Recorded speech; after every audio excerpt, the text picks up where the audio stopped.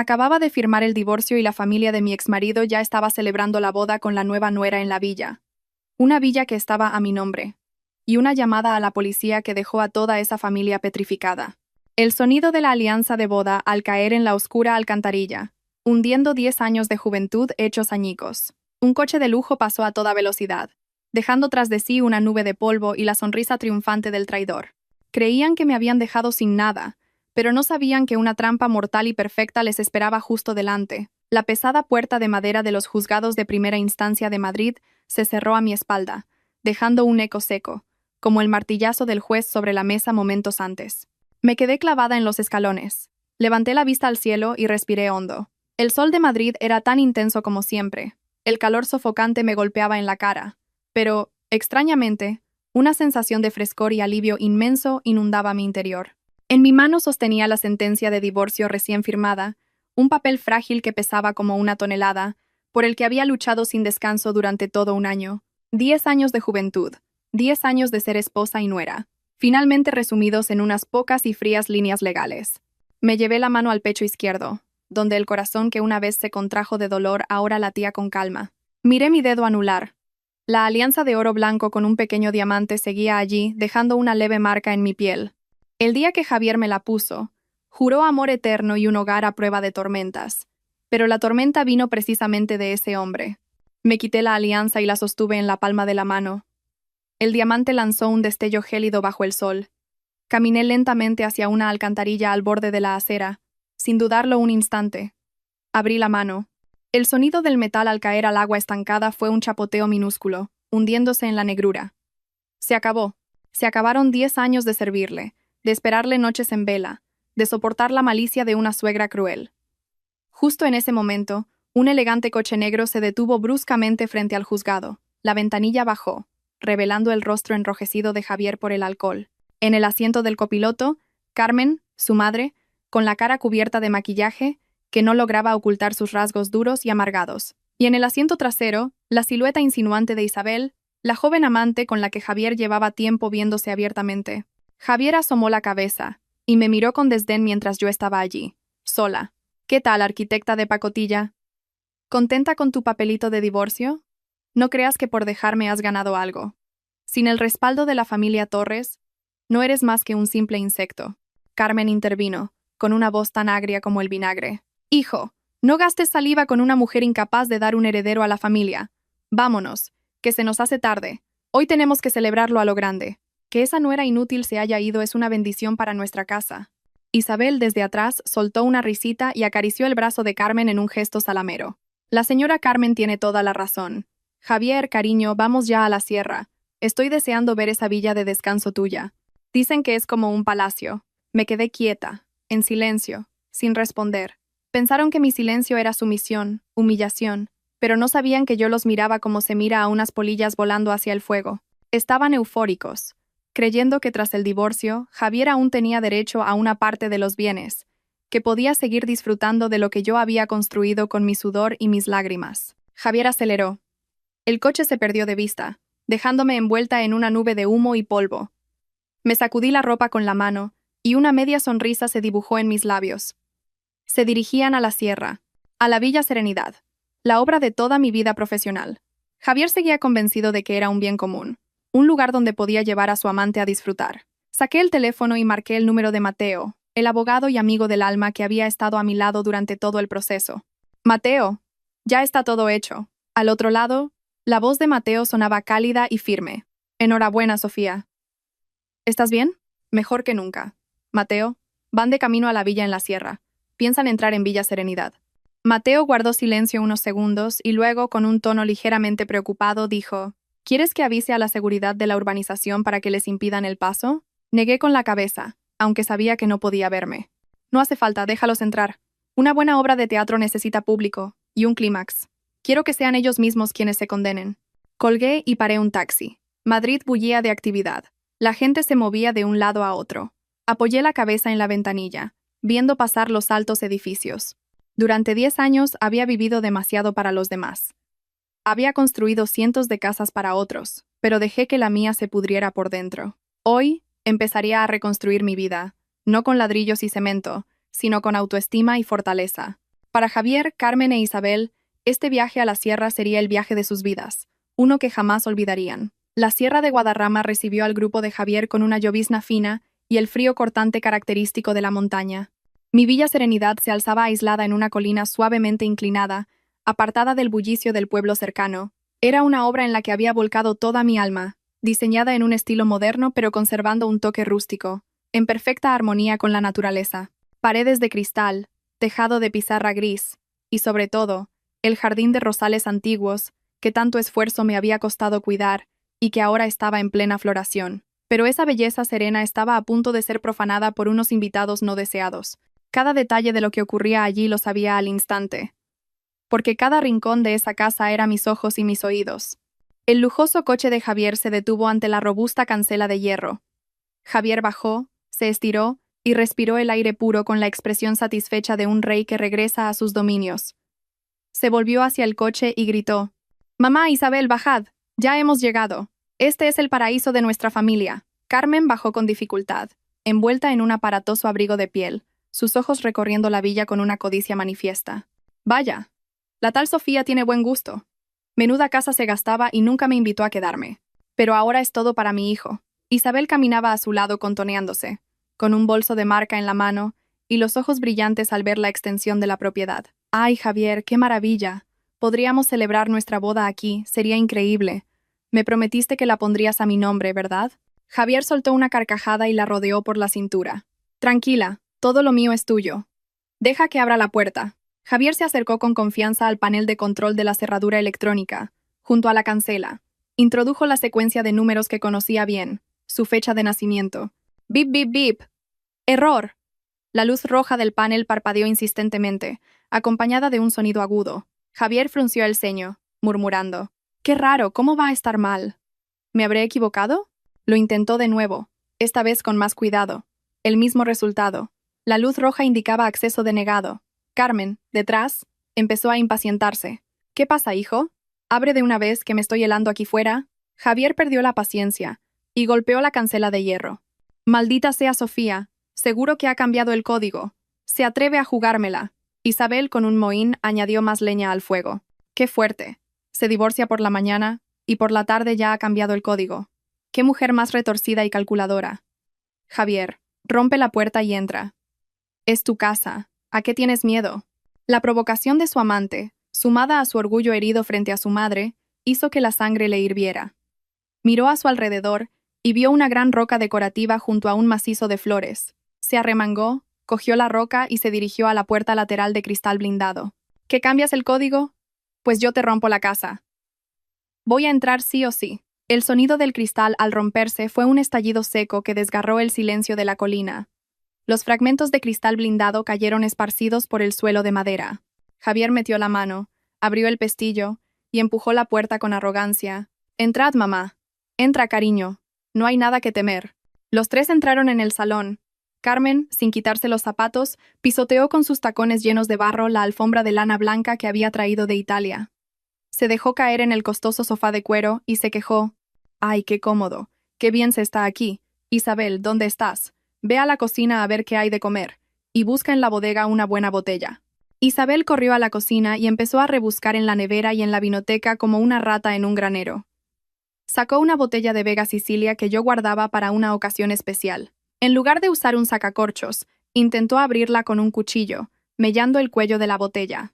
«Vino del bueno, señora Carmen. Javier, pon música, vamos a celebrarlo por todo lo alto». Javier encendió el sistema de sonido integrado en el techo y puso reggaetón a todo volumen, haciendo temblar la casa.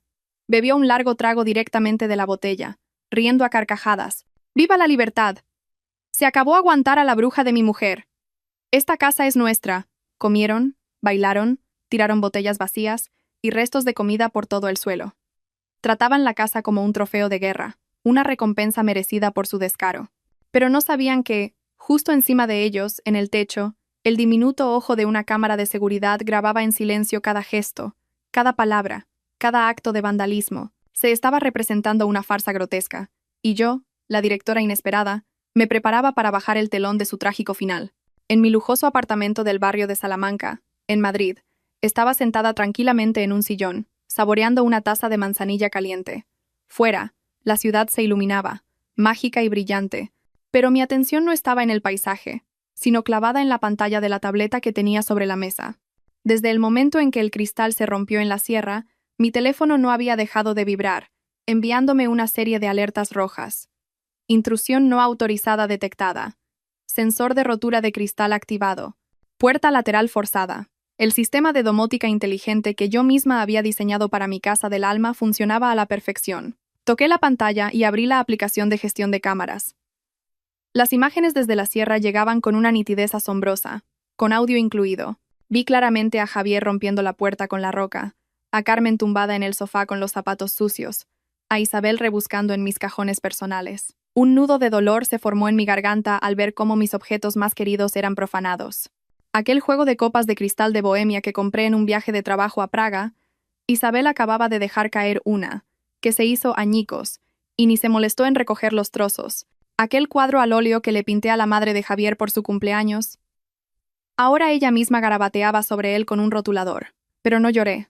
Mis lágrimas se habían secado hacía mucho tiempo. En su lugar, sentía una calma gélida. Pulsé el botón de grabar todo, guardando los datos en la nube. No eran simples imágenes, eran pruebas irrefutables, la espada de la justicia que usaría para castigarlos. Cuando el vídeo hubo registrado suficientes actos delictivos, destrucción de la propiedad, allanamiento de morada, cogí el teléfono, no para llamar a Javier e insultarlo, sino para llamar a la autoridad competente. Marqué el número del inspector jefe de la comisaría de la Policía Nacional de la zona. Había tratado con él al registrar la propiedad y tramitar los permisos de seguridad, así que tenía su número personal. Buenas noches, inspector Ramos. Soy Sofía, la propietaria de Villa Serenidad en La Colina. La voz del inspector al otro lado sonó profesional. Buenas noches, señora Sofía. ¿Qué ocurre para que llame a estas horas? Mantuve la voz serena, pronunciando cada palabra con claridad. Le informo de que las cámaras de seguridad de mi casa me notifican que un grupo de desconocidos ha roto una puerta de cristal y ha entrado ilegalmente. Están destrozando el mobiliario y consumiendo bienes de mi propiedad. Me encuentro en Madrid y no puedo hacer nada. Le ruego que envíe una patrulla para que intervenga urgentemente. Se trata de un allanamiento de morada organizado y con destrucción de la propiedad privada. El inspector Ramos adoptó un tono serio de inmediato. ¿Está segura? ¿No hay ningún familiar suyo allí? Le aseguro que la propiedad está únicamente a mi nombre. Yo tengo las llaves y nadie tiene permiso para entrar. Tengo grabadas las imágenes de cómo fuerzan la cerradura y rompen la puerta. Le enviaré el vídeo por WhatsApp ahora mismo como prueba inicial. De acuerdo, envíelo de inmediato. Desplegaremos una unidad en el lugar ahora mismo. No se preocupe, actuaremos con contundencia. Tras colgar, llamé a la seguridad de la urbanización. Buenas noches. ¿Es usted el jefe de seguridad? Soy Sofía. Sí, dígame, señora Sofía. Por favor, cierre la barrera principal de la urbanización de inmediato. Hay un coche negro con esta matrícula aparcado en mi propiedad. El grupo que está dentro acaba de entrar a robar y destrozar la casa. La policía está de camino. No permita bajo ningún concepto que ese coche salga de aquí. Dios mío. ¿Ladrones a plena luz del día? No se preocupe, señora. Cierro la barrera ahora mismo. No se escapa ni una mosca. Terminadas las llamadas, me recliné en el sillón, sin apartar la vista de la pantalla. Allí, Javier, Carmen e Isabel seguían inmersos en su fiesta, con la música a todo trapo. No tenían ni idea de que las sirenas de la policía ya rasgaban la noche en su dirección, y que las puertas de una celda se abrían lentamente para darles la bienvenida. Bebí un sorbo de té. El sabor amargo inicial se transformó en un dulzor final. Como dice el refrán, quien siembra vientos, recoge tempestades. Hoy, yo sería el instrumento del destino para que probaran el sabor de su merecido. Y esto no había hecho más que empezar. Seguía sentada frente a la tableta en Madrid, pero mi corazón había empezado a latir un poco más rápido. No por nervios, sino por la emoción de esperar el clímax de la obra. En la pantalla, la música seguía atronando en el salón. Javier estaba de pie sobre la mesa de centro, agitando una botella de vino, mientras Isabel y Carmen reían a carcajadas debajo. La euforia del alcohol y la fantasía de poder habían nublado sus sentidos. De repente, desde la entrada principal, las luces azules y rojas de una sirena barrieron los pinos y se proyectaron en el patio delantero. El sonido característico de la policía rasgó la noche silenciosa de la montaña, ahogando incluso la música estridente. En la pantalla, vi cómo Javier se detenía en seco. Dejó caer la botella, y sus ojos, nublados por la borrachera, se abrieron de par en par. Carmen, que estaba tumbada en el sofá, se incorporó de un salto, con el rostro pálido. ¿Qué es ese ruido, Javier? Parece, la policía gritó Isabel, con la voz rota por el miedo. Se arregló apresuradamente la ropa mientras sus ojos buscaban un lugar donde esconderse. Javier bajó de la mesa, tambaleándose. Intentó mantener la calma, pero su voz temblaba visiblemente. Seguro que es una patrulla de rutina. Estamos en nuestra casa, nadie puede hacernos nada. Voy a hablar con ellos. Pero antes de que pudiera llegar a la puerta, una voz resonó desde un megáfono clara y autoritaria. Se ordena a las personas que están dentro que abran la puerta y salgan de inmediato. Están rodeados por un delito de allanamiento de morada. Somos la Policía Nacional. Se exige su cooperación. La gran puerta de madera vibró bajo los golpes insistentes de los agentes. En ese momento, la arrogancia de Javier se desvaneció, reemplazada por el instinto de un cobarde. Miró a su madre y a su amante, con el rostro lívido. Estamos acabados, mamá. Sofía ha llamado a la policía de verdad. Por la puerta de atrás corramos. Javier abandonó a Carmen e Isabel, que estaban paralizadas en medio del salón. Corrió como un loco hacia la puerta trasera que daba al jardín. Recordaba vagamente que por allí había un muro bajo que podía saltar para huir por la colina. Lo seguí con la mirada en la pantalla de la cámara, esbozando una sonrisa. Olvidaba que yo había instalado una densa red de sensores de movimiento en esa zona. Justo cuando abrió la puerta trasera para lanzarse a la oscuridad, 2 policías y un guardia de seguridad, que ya estaban esperándolo, se le echaron encima. Una llave de judo impecable lo dejó de bruces sobre el césped húmedo por el rocío. ¡Ay! ¿Qué hacen? ¡Soy el dueño de esta casa!, gritaba Javier, pero el sonido metálico de unas esposas cerrándose en sus muñecas silenció sus protestas. 2 agentes lo levantaron y lo arrastraron de vuelta al salón. Al mismo tiempo, por la puerta principal, la policía ya había entrado en tropel. Carmen, al ver los uniformes, entró en pánico y empezó a chillar. No pueden detenerme. He venido a casa de mi hijo a pasar el fin de semana, no he hecho nada malo. Un agente se acercó a ella con gesto severo, su voz firme y sin concesiones. Señora, siéntese. Hemos recibido una denuncia, y tenemos pruebas gráficas de que han destruido propiedad privada y han entrado ilegalmente. Les pido que nos acompañen a comisaría. Isabel estaba tan asustada que las piernas le temblaban. Se dejó caer al suelo, llorando a lágrima viva mientras se volvía hacia Carmen. Señora, usted dijo que esta casa era de Javier. ¿Cómo hemos acabado así? Yo no sabía nada, señores agentes. Los 3 fueron escoltados fuera, con la cabeza gacha y las manos inmovilizadas.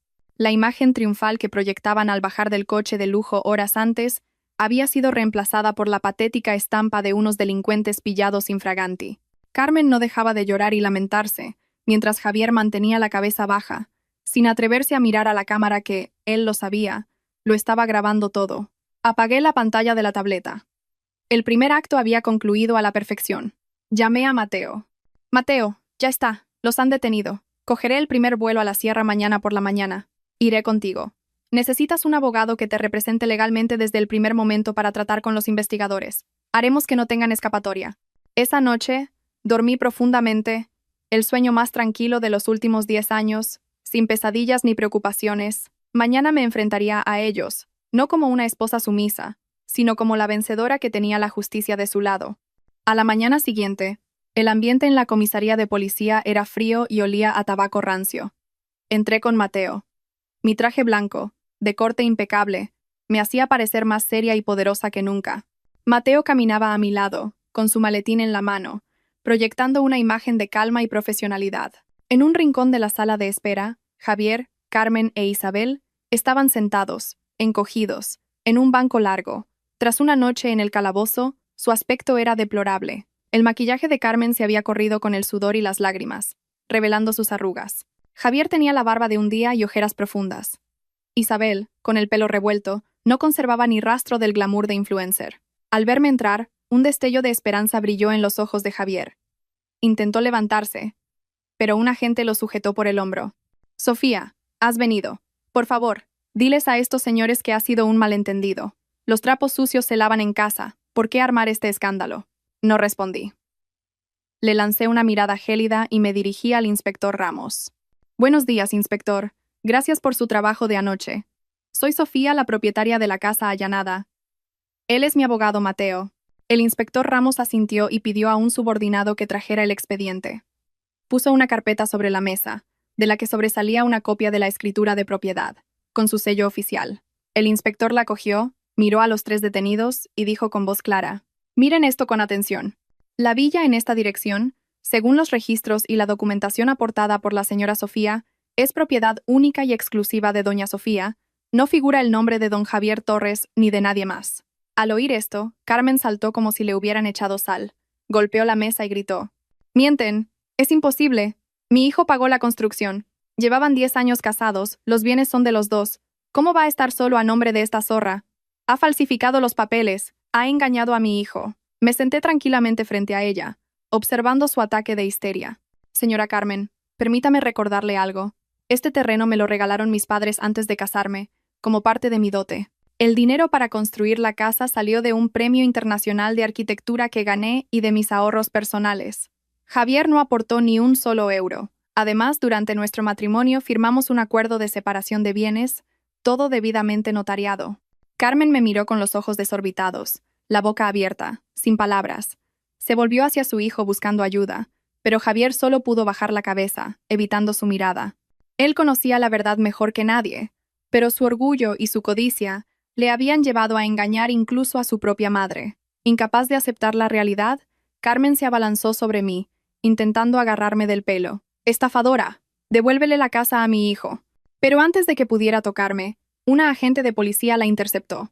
En su furia descontrolada, Carmen empezó a arañar a la agente, gritando e insultando. «Suéltame, banda de desgraciados, todos contra una pobre anciana». El inspector Ramos golpeó la mesa y gritó: «Señore, cálmese. Su comportamiento constituye un delito de atentado contra la autoridad. Levanten acta de inmediato». 2 agentes inmovilizaron a Carmen y la obligaron a sentarse. Solo entonces empezó a sentir miedo. Su rostro se quedó sin sangre, y balbuceaba palabras ininteligibles. Mateo, a mi lado, se ajustó las gafas y con voz fría declaró: «Por los delitos de destrucción de la propiedad de gran valor, allanamiento de morada con organización y ahora, atentado contra la autoridad, mi cliente se niega a cualquier tipo de acuerdo o conciliación. Solicitamos que se inicie un proceso penal para que sirva de escarmiento». Al oír la palabra proceso penal, a Javier le temblaron las piernas. Entendió que, con la sentencia de divorcio ya efectiva, no tenía ninguna posición para suplicarme como marido. Me miró con ojos suplicantes y rastreros, pero solo encontró mi silencio despreciativo. Una condena legal pendía sobre sus cabezas, pero la condena de la conciencia sería lo que los atormentaría de por vida. El ambiente en la sala se volvió asfixiante. El sonido del bolígrafo de la gente escribiendo en el acta era lo único que se oía. Javier estaba hecho un ovillo en un rincón, sudando a mares a pesar del frío de la sierra. Sabía que esta vez no iba de farol. Lo había preparado todo a la perfección para este momento. De repente, Javier se arrodilló y se arrastró hacia mí, juntando las manos en un gesto de súplica. Su acción fue tan patética que hasta los policías fruncieron el ceño con disgusto. «Sofía, te lo ruego, perdóname. Sé que he hecho mal. Por los 10 años que hemos estado juntos, por todo lo que hemos compartido, perdóname esta vez. Te juro que no volveré a acercarme a ti. Mi madre es mayor. No dejes que vaya a la cárcel». Ver al hombre que había sido mi marido arrodillado, suplicando, no me produjo ninguna satisfacción, solo asco. En 10 años, nunca había sido capaz de agachar la cabeza ante mí, ni siquiera cuando era evidente que se equivocaba. Solo se arrodillaba cuando sus intereses y su seguridad estaban en peligro. Me levanté y di un paso atrás para evitar que su mano sucia tocara mis zapatos. Mi voz sonó monótona y gélida. «Javier Torres, levántate. No hagas el ridículo aquí. El cariño y el respeto se acabaron en el momento en que me fuiste infiel y te uniste a tu madre para humillarme. ¿Me pides perdón? ¿Pensaste en mí cuando rompiste la puerta de mi casa? ¿Pensaste en nuestro pasado cuando te reías de mi dolor con tu amante?» Mateo se acercó y le entregó a Javier una hoja llena de cifras. «Esta es la valoración preliminar de los daños materiales que hemos realizado esta mañana. La puerta de cristal blindado importada, la alfombra de lana manchada de barro irrecuperable, la botella de vino de coleccionista abierta y el coste de reparación del sistema de cierre electrónico. El total de los daños asciende a más de 20.000 euros. Además de la responsabilidad penal, usted y sus cómplices deberán indemnizar la totalidad de esta cantidad». Javier cogió el papel con manos temblorosas. 20.000 euros no era una cifra desorbitada para él antes. Pero ahora, con los bienes comunes congelados por la ejecución de la sentencia de divorcio, estaba sin liquidez. Fue entonces cuando Isabel se atrevió a hablar. Me miró de reojo, intentando parecer una víctima inocente. «Señora Sofía, lo siento mucho. Javier me engañó. Me dijo que esta casa era suya, por eso vine con él. Yo no sabía nada, perdóneme. Le juro que romperé con él ahora mismo. Yo solo era una invitada.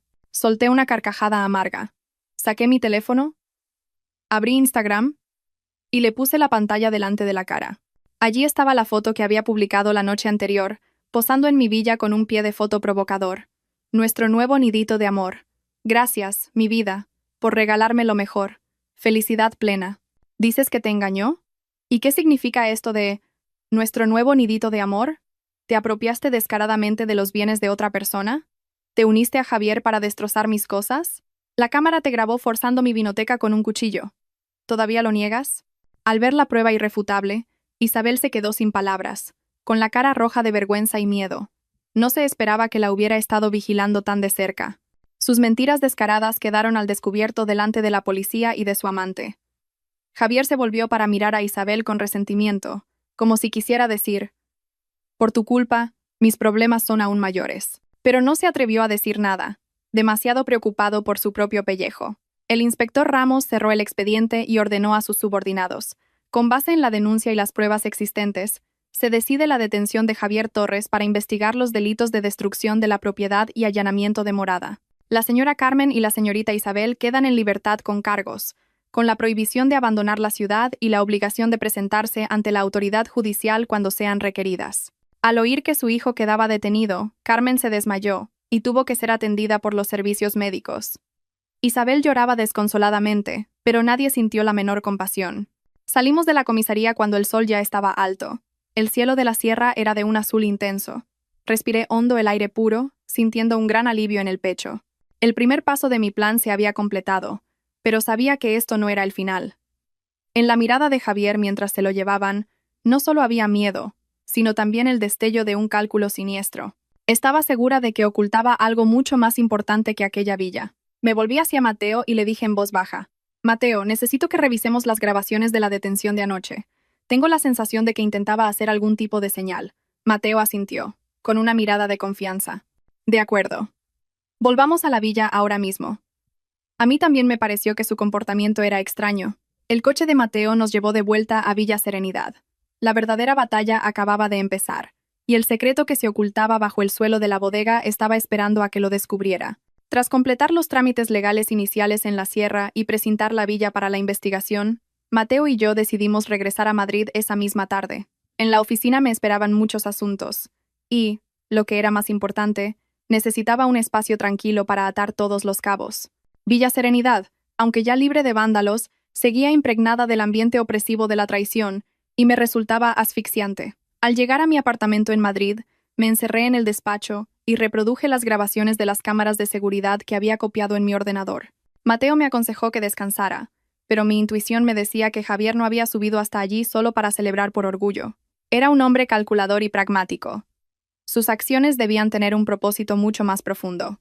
Avancé y retrocedí una y otra vez el vídeo del momento de su detención. La luz azulada del monitor iluminaba mi rostro preocupado. En el vídeo, mientras dos agentes lo sacaban a rastras, Javier no miraba ni a su madre ni a su amante. Sus ojos buscaban algo frenéticamente, y entonces lo vi.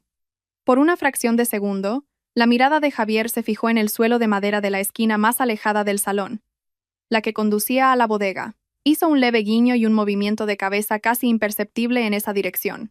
Una señal extremadamente discreta, quizás para alguien que estuviera escondido o observando desde lejos, o simplemente la expresión de un profundo pesar por un secreto a punto de ser abandonado. Hice una pausa en la imagen de ese rincón del suelo. Los recuerdos me inundaron. Hacía 3 años, al terminar la construcción de Villa Serenidad, fue el propio Javier quien insistió en encargarse personalmente del suelo de madera de la zona de la bodega. En aquel momento, me dijo con voz melosa: Cariño, has diseñado una casa increíble. Quiero aportar mi granito de arena. Me encargaré yo mismo de instalar el suelo de la bodega, como un regalo secreto para nuestras futuras celebraciones. Yo le creí ciegamente. Incluso me conmoví, pensando que mi marido era detallista y quería construir nuestro hogar.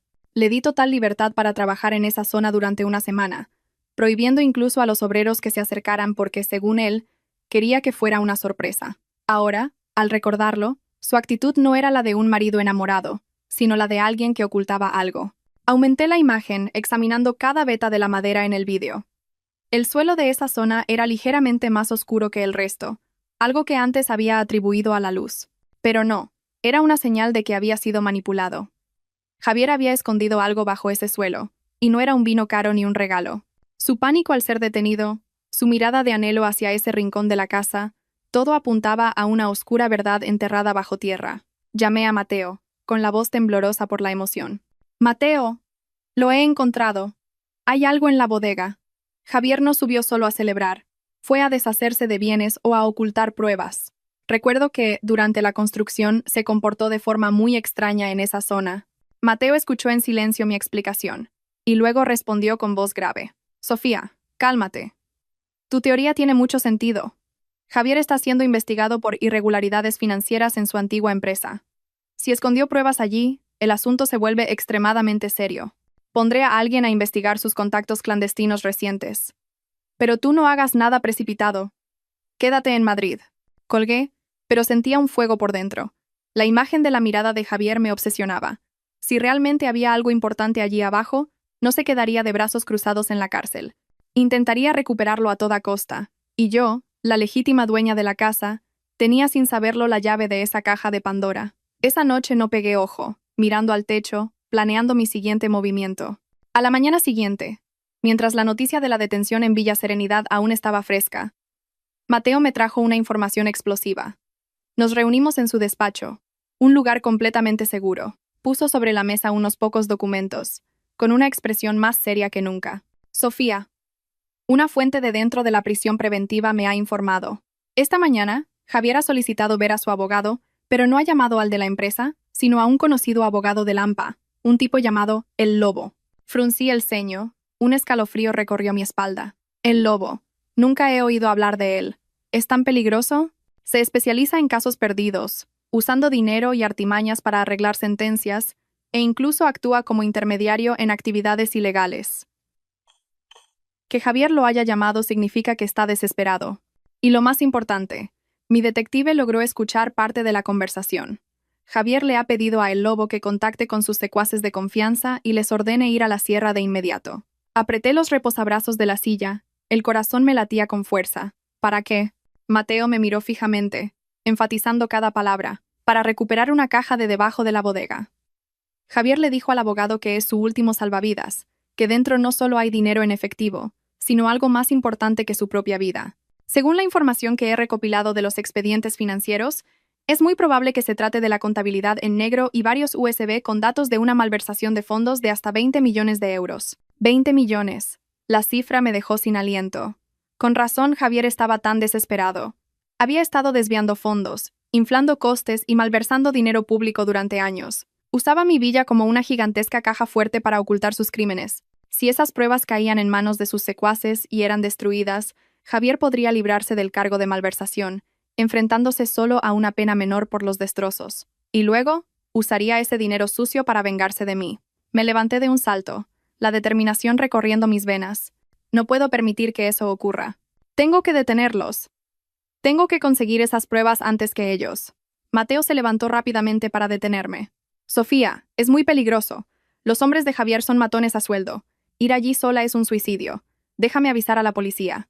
Avisar a la policía requiere un procedimiento, una orden de registro. No pueden levantar el suelo de mi casa basándose en una suposición. Para cuando tengan la orden, ellos ya habrán desaparecido con todo. Mateo, es mi casa. Tengo derecho a hacer reparaciones y comprobaciones cuando quiera. Iré ahora mismo. Mateo me sujetó por los hombros, con una mirada llena de preocupación, pero también de determinación. Conozco tu carácter. Una vez que decides algo, nadie puede detenerte.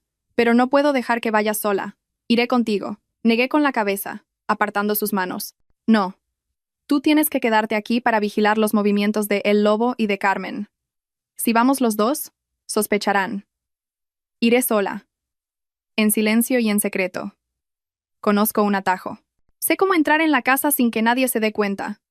No te preocupes, sé cuidarme. Dicho esto, cogí mi bolso y salí rápidamente del despacho, ignorando las llamadas de Mateo. Sabía que me estaba metiendo en la boca del lobo, pero no tenía otra opción.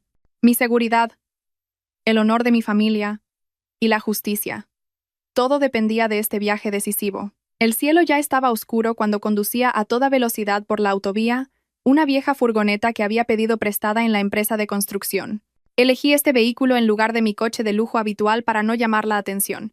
En el asiento del copiloto llevaba una palanca, una linterna de alta potencia y un mono de trabajo. Estaba preparada para una excavación en toda regla en mi propia casa. La lluvia empezó a caer con fuerza, golpeando el parabrisas. Los limpiaparabrisas trabajaban a máxima velocidad, pero no lograban disipar la oscuridad que me envolvía. El puerto de montaña apareció, resbaladizo y peligroso. Normalmente me daría pánico conducir por allí de noche, pero esa noche, el miedo había sido aplastado por la ira y la determinación. Pensaba en la sonrisa arrogante de Javier, en el descaro de Carmen, y en los 20 millones de euros que había robado del sudor de tantos trabajadores. Mi teléfono vibró en el soporte. Era Mateo. Sabía que estaría muerto de preocupación, pero no me atrevía a contestar. Tenía miedo de que su voz me hiciera dudar. Le envié un rápido mensaje de voz. Ya estoy en el puerto. No te preocupes. Cogeré la caja y volveré enseguida. Ocúpate de todo en Madrid. En Madrid, Mateo leyó el mensaje y su rostro se crispó. Golpeó la mesa con fuerza.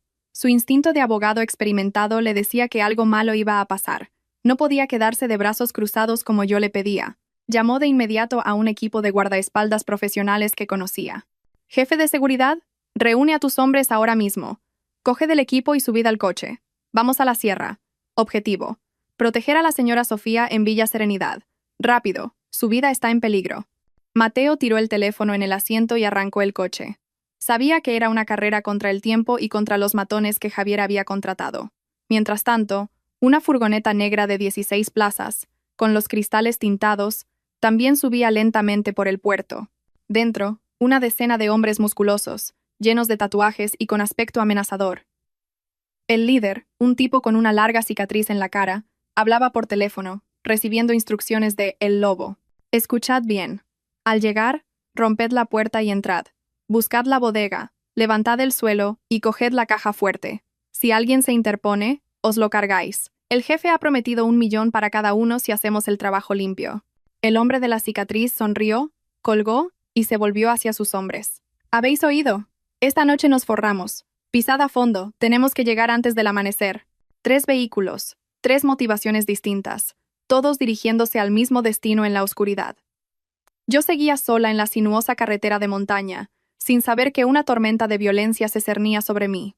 Los truenos retumbaban en el cielo como un presagio de la noche sangrienta que estaba a punto de comenzar. Apreté el volante, con la vista fija en la carretera, donde los faros barrían los viejos pinos que se retorcían bajo la tormenta. Detuve la furgoneta a unos 50 metros de la cancela de la villa.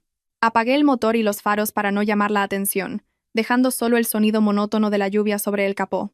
La noche en la sierra era gélida, y una densa niebla envolvía la colina como un sudario. Me puse un impermeable. Agarré con fuerza la fría palanca, y respiré hondo para calmar los latidos desbocados de mi corazón. No entré por la entrada principal. El sistema de cierre electrónico estaba precintado por la policía y no quería alterar la escena. Rodeé la propiedad por detrás, siguiendo el muro de piedra, hasta un pequeño acceso para el jardinero que yo misma había diseñado. La puerta de madera trasera aún mostraba las marcas del intento de entrada de Javier, pero la policía la había precintado temporalmente. Con cuidado despegué la cinta adhesiva y metí mi llave de repuesto en la cerradura. La puerta se abrió, recibiéndome con una ráfaga de aire frío y un olor a humedad que emanaba de la alfombra mojada. La casa estaba sumida en una oscuridad total. No me atreví a encender las luces, solo usé mi linterna de mano. El haz de luz barrió el desordenado salón, los cristales rotos aún esparcidos por el suelo, reflejando la luz como ojos diabólicos. Me dirigí rápidamente hacia la bodega. El sonido de mis botas de goma sobre el suelo de madera producía unos crujidos espeluznantes. La zona de la bodega estaba hundida 1 metro por debajo del nivel del salón, revestida con madera de roble oscuro. Era el lugar que Javier había instalado con sus propias manos. Me arrodillé y examiné las juntas con la linterna. Tal como sospechaba, una sección del suelo, de unos 60 centímetros cuadrados, tenía las vetas de la madera interrumpidas. Los tornillos también parecían más nuevos. Apreté los dientes y encajé la punta de la palanca en la rendija entre 2 tablas. Con todas mis fuerzas hice palanca. ¡Crack! El sonido de la madera al partirse resonó en la noche silenciosa. Seguí forzando. Las tablas saltaron, revelando una capa de hormigón debajo. El corazón se me detuvo cuando la luz de la linterna iluminó un objeto metálico brillante, encajado en un hueco de hormigón hábilmente tallado. Era una caja fuerte empotrada en el suelo, de tipo profesional, con una moderna pantalla táctil. Temblorosa. Limpié el polvo de serrín de la superficie. Ahora venía la parte más difícil. La contraseña. Javier era desconfiado, pero solía usar números significativos para él. Probé nuestra fecha de boda. Bip bip. Contraseña incorrecta. Probé la fecha de nacimiento de su madre, Carmen. Bip bip. Contraseña incorrecta. Probé su propia fecha de nacimiento. Bip bip. Contraseña incorrecta. El sistema se bloquearía tras 2 intentos más. Un sudor frío me recorrió la frente. Cerré los ojos tratando de recordar cualquier otra fecha importante para él. De repente recordé una vez que vi a Javier transfiriendo dinero en secreto a una mujer desconocida de su pueblo cada mes. Él mintió diciendo que era para caridad, pero una vez lo vi rodear una fecha en un calendario de su despacho, 15 de agosto de 2016. No era el cumpleaños de nadie de la familia ni un aniversario de la empresa. Sospeché que podría ser la fecha de nacimiento de algún hijo ilegítimo que mantenía oculto. Respiré hondo y con los dedos temblorosos, introduje la secuencia. 150816. Clic. El sonido del cerrojo al abrirse fue como música para mis oídos. La pesada puerta de la caja fuerte se entreabrió. Mi teoría sobre el hijo secreto era cierta, y dolorosamente, era la clave que desvelaba su traición. Abrí la puerta por completo. Dentro, apilados, había fajos de billetes de 500 euros, cuidadosamente envueltos en plástico. Pero lo más valioso no era el dinero. Encima de todo, había un libro de contabilidad con tapas de cuero negro y una caja con un disco duro y decenas de memorias USB. Abrí el libro.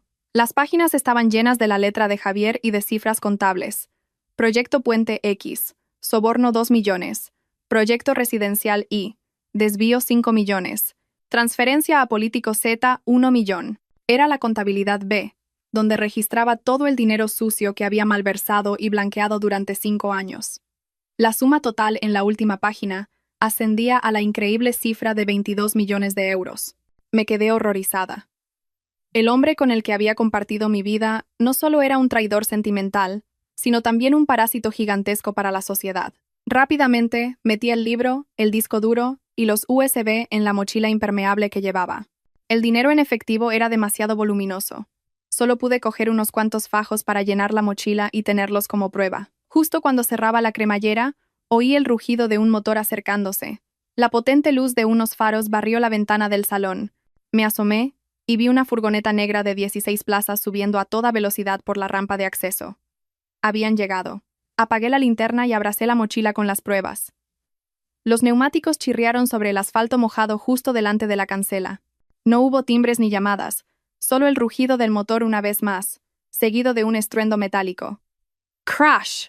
La robusta cancela de hierro fue embestida por la furgoneta, saltando de sus goznes y cayendo sobre las baldosas. Oí el sonido de la puerta corredera de la furgoneta al abrirse y las pisadas de una decena de hombres. «Romped la puerta y buscad la bodega. Si alguien se interpone, os lo cargáis». La voz ronca y amenazante de un hombre resonó por encima de la lluvia. Entré en pánico.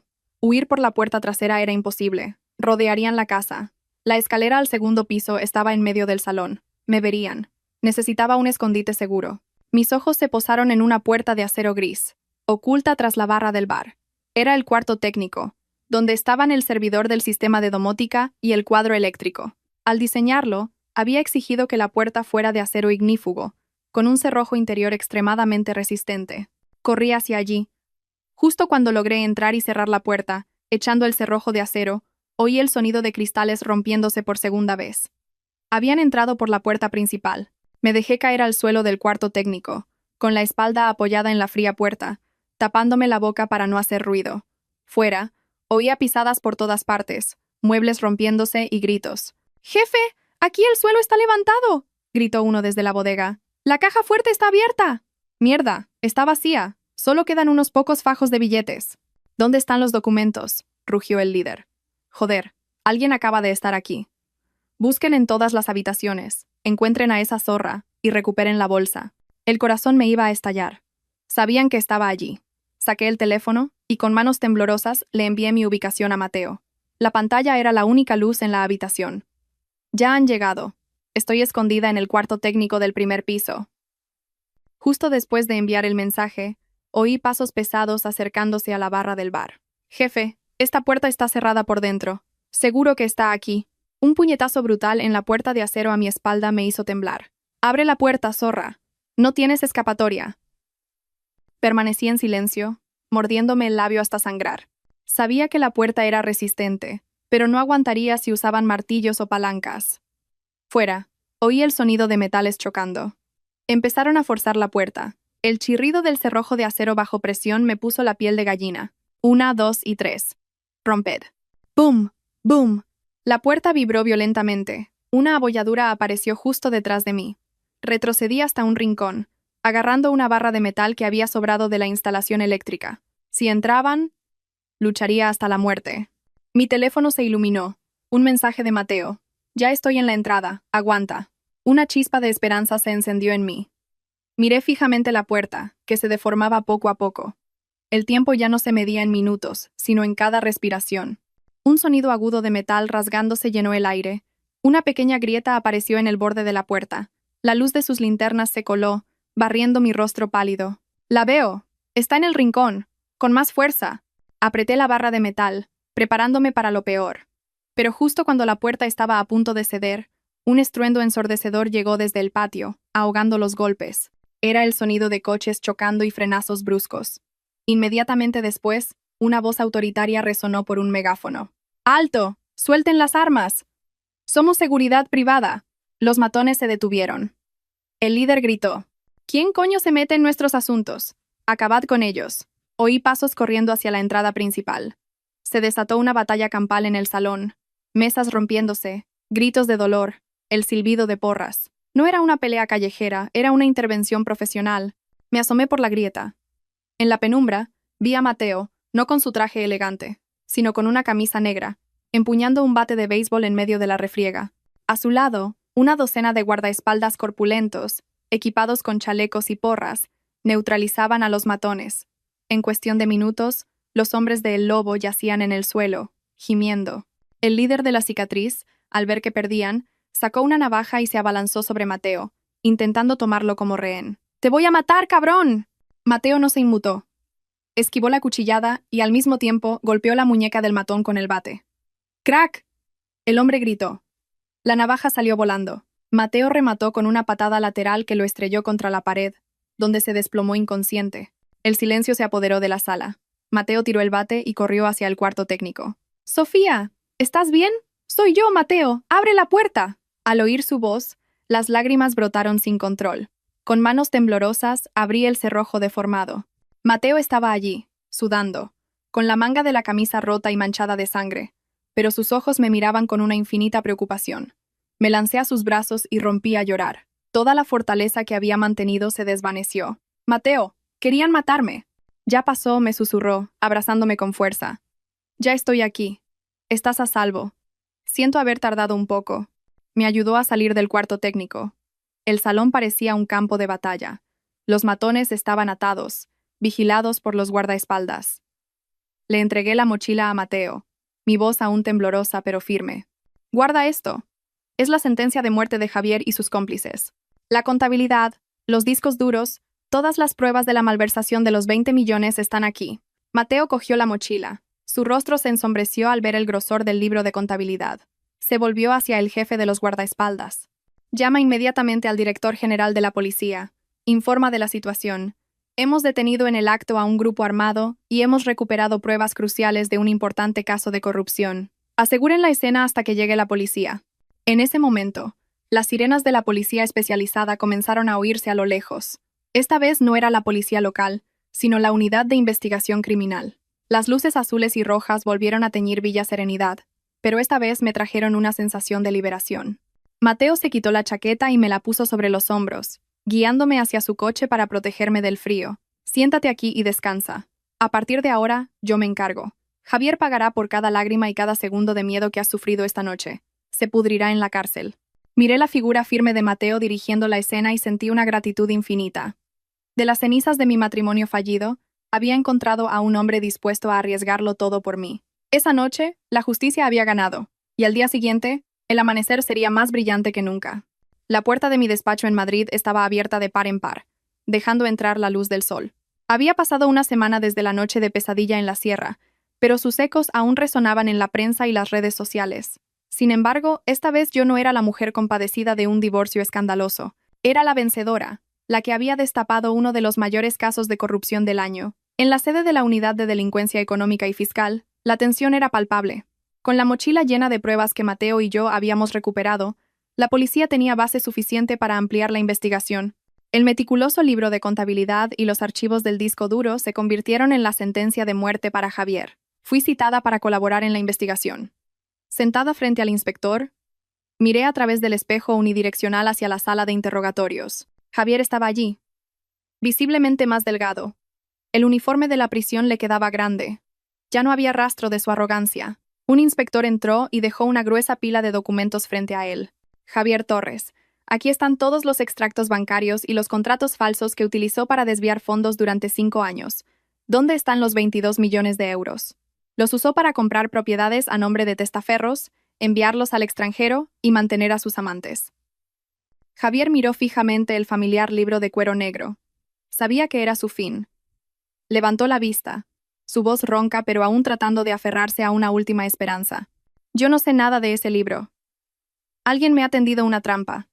Mi exmujer quiere destruirme, y lo ha falsificado. El inspector sonrió con desdén y abrió una página del libro. ¿Dice que su exmujer lo falsificó?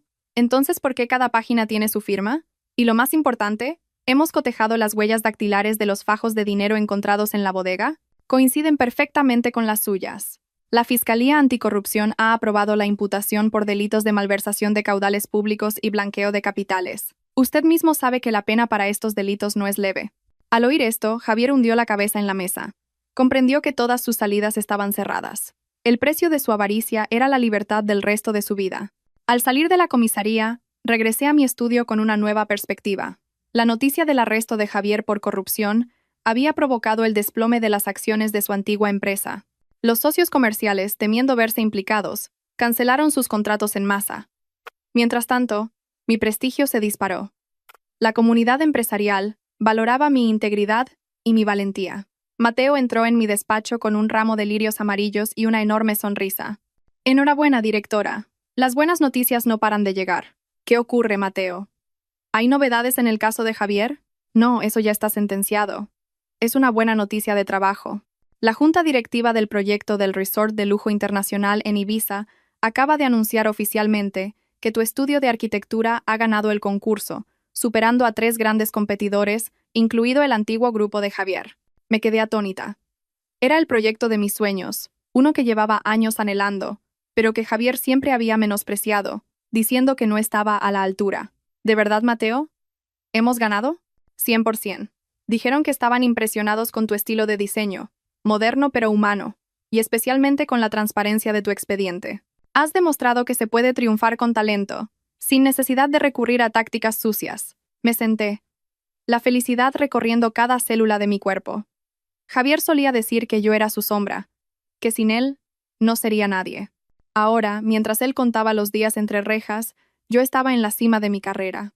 Era la remontada más espectacular que podía regalarme a mí misma. Mi felicidad era la tragedia de otra persona, Isabel. Tras quedar en libertad provisional, su vida se convirtió en un infierno. Mateo me informó de que todas sus cuentas bancarias habían sido congeladas.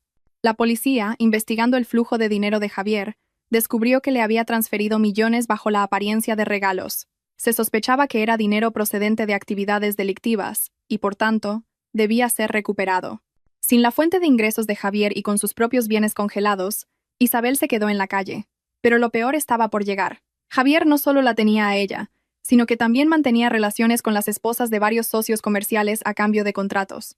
Con su caída, estos secretos salieron a la luz. Esa tarde, al salir de la oficina, oí un gran alboroto en el vestíbulo. El guardia de seguridad me llamó para decirme que una mujer llamada Isabel insistía en verme, pero que estaba siendo agredida por un grupo de otras mujeres. Bajé con Mateo para ver qué sucedía. La escena era caótica.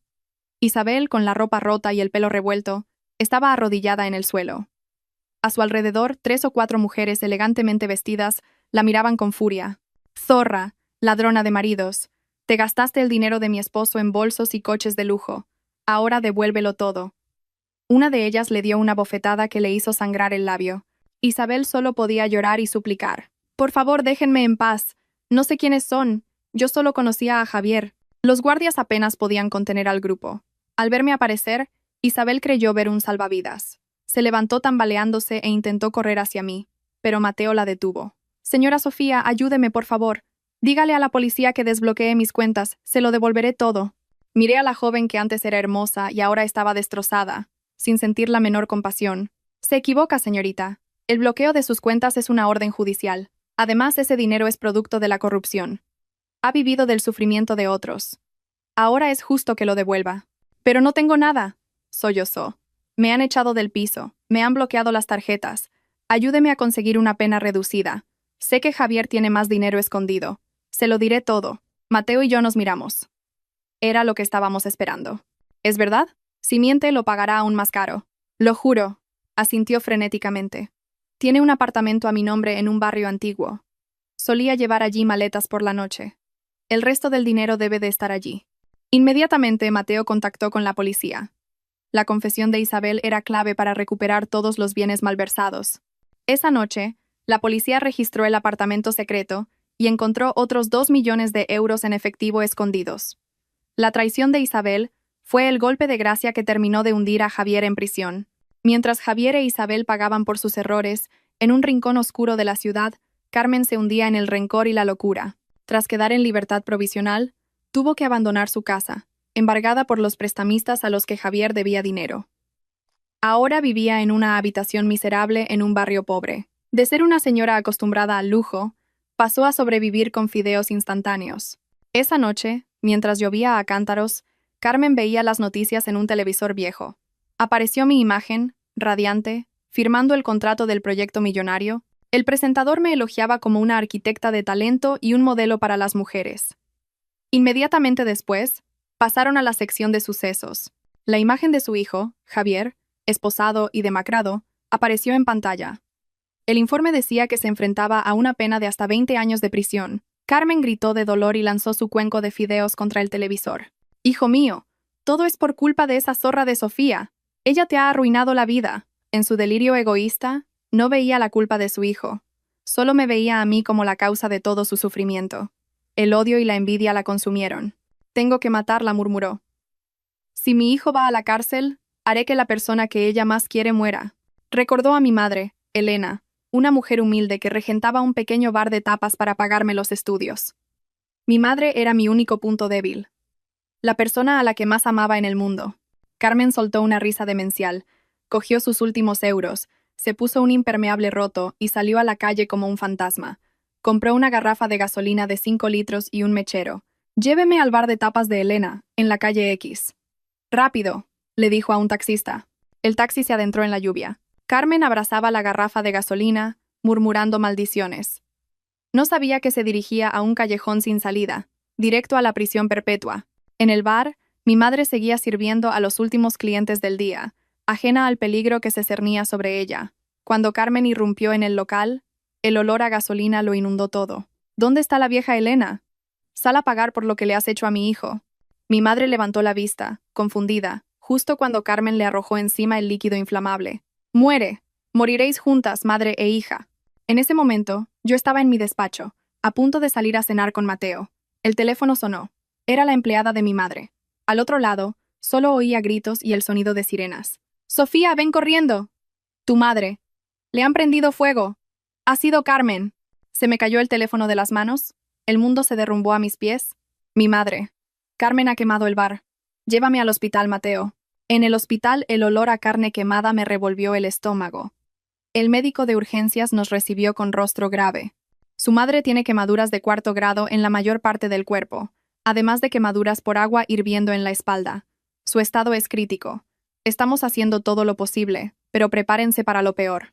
Me derrumbé en el suelo. Mateo me levantó y me abrazó. «Mateo, quiero que esa mujer pague por esto», le dije con la voz rota por la rabia. «Quiero que sufra». Esa fue la noche más larga de mi vida, viendo a mi madre a través de un cristal, envuelta en vendas, luchando por su vida. Juré que nunca perdonaría a los responsables. A la mañana siguiente, con mi madre aún en coma, decidí actuar. Pedí las grabaciones de las cámaras de seguridad del bar. Ver las imágenes fue una tortura. La cara de odio de Carmen, el momento en que arrojó la gasolina, las llamas envolviendo a mi madre. Edité el vídeo, censurando las imágenes más explícitas, y lo publiqué en redes sociales junto con un texto que relataba toda la historia, desde la infidelidad y la corrupción de Javier hasta el acto de venganza de su madre. En cuestión de horas, la publicación se hizo viral. La indignación pública fue masiva. ¡Monstruo! ¡Que la condenen a muerte! ¡Qué familia de criminales! Mucha fuerza, Sofía, estamos contigo. La presión mediática fue tal que los principales periódicos se hicieron eco de la noticia. La policía imputó a Carmen por asesinato en grado de tentativa, con los agravantes de crueldad y ensañamiento. En la cárcel, ningún abogado quiso defenderla. El tribunal tuvo que asignarle uno de oficio, que aceptó el caso con resignación. La justicia social, a veces, es más rápida que la legal, pero mientras la opinión pública clamaba justicia, Mateo me trajo una noticia preocupante. Sofía, Javier está extrañamente tranquilo en la cárcel desde que se enteró de lo de su madre. Sospecho que está tramando algo. Tenemos que extremar la seguridad en tu viaje a Ibiza para la inauguración. 3 días antes del evento, Javier comenzó su última actuación. Fingió un ataque al corazón en su celda. Los médicos de la prisión, creyendo que era una emergencia real, autorizaron su traslado a un hospital público. En la ambulancia, se hizo el moribundo. En el hospital, aprovechó un descuido de los 2 jóvenes policías que lo custodiaban, apuñaló a uno con unas tijeras, se disfrazó de médico y escapó. La noticia de su fuga conmocionó a la ciudad. Se emitió una orden de busca y captura nacional. Sofía, tienes que cancelar la inauguración, me suplicó Mateo por teléfono. Javier vendrá a por ti. No respondí, mirando el magnífico resort que había construido. Si cancelo, él gana.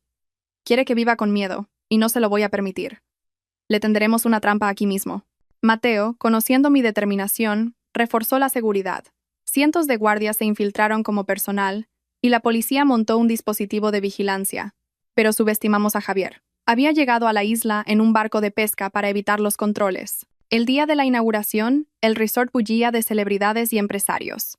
Yo estaba en el escenario, deslumbrante con un vestido rojo, pero bajo la falda llevaba zapatillas deportivas, lista para cualquier cosa. En la cocina, un nuevo camarero, con la cara oculta tras una mascarilla y un gorro, preparaba un carrito de servicio. Era Javier. Había matado a un empleado para robarle el uniforme y la acreditación. Empujó el carrito hacia el escenario, con la mano oculta bajo un mantel, aferrando un cuchillo de carnicero. Justo cuando empecé mi discurso, una figura se abalanzó sobre el escenario. Antes de que nadie pudiera reaccionar, sentí un brazo rodeando mi cuello y el frío acero de un cuchillo en mi garganta. ¿Quietos todos o la mato? El pánico se apoderó de la sala. Era Javier. La hoja fría del cuchillo contra mi arteria carótida me paralizó de miedo. El aliento fétido y agitado de Javier me golpeaba en la nuca, cargado de desesperación y locura. Frente a mí, cientos de invitados gritaban y se empujaban para huir. Javier apretó su brazo alrededor de mi cuello, su voz un rugido ronco y lleno de odio. «Atrás todos. Si alguien se acerca, la degüello. Ya no tengo nada que perder». Intenté mantener la calma. El pánico sería mi sentencia de muerte. Miré mis pies. Justo antes de subir al escenario, me había visto obligada a cambiar mis zapatillas por unos tacones de aguja de 10 centímetros. Ahora, esos tacones podían ser mi única arma. Mateo, a unos metros de distancia, levantó las manos en señal de rendición. «Javier, cálmate. Ríndete. Podemos negociar». «¿Negociar?», rió maniáticamente. «Me lo habéis quitado todo. Hoy moriré con esta arpía». «Javier, la policía ha rodeado el resort», dijo Mateo, intentando razonar. «Si la sueltas, te prometo que conseguiré una reducción de tu condena. ¿Quieres dinero? Te daré lo que pidas». La mención del dinero hizo que Javier dudara un segundo. Su codicia seguía intacta. «Quiero un helicóptero en el césped en 15 minutos. Y 50 millones en efectivo. O la mato en directo para que todo el país lo vea». Mientras Javier discutía con Mateo, sentí que su agarre se aflojaba ligeramente. Era mi oportunidad. Reuní toda mi fuerza. Levanté la pierna derecha y clavé el afilado tacón en el empeine de su pie. «¡Ah!», gritó Javier, un aullido de dolor que resonó en toda la sala. El dolor le hizo perder el equilibrio y soltar el cuchillo instintivamente. Aproveché ese instante para darle un codazo en las costillas y lanzarme hacia adelante, cayendo al suelo para escapar de su alcance. «¡Zorra!», rugió, intentando abalanzarse sobre mí para rematarme. Pero Mateo fue más rápido.